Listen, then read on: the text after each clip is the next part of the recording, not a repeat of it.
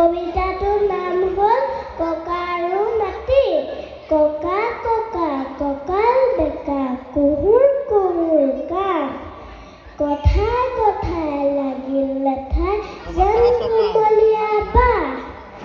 চকুত চশমা, কান্ধত চাদৰ, হাতত লাখুটি লৈ ককাই গৈছিল মেলা চাবলৈ নাতি লগত লৈ। নাতি নাতি আচৰি নাতি যেন কচু গুটি, চানা লাগে মিঠাই লাগে আৰু লাগে খেলনা গাড়ী।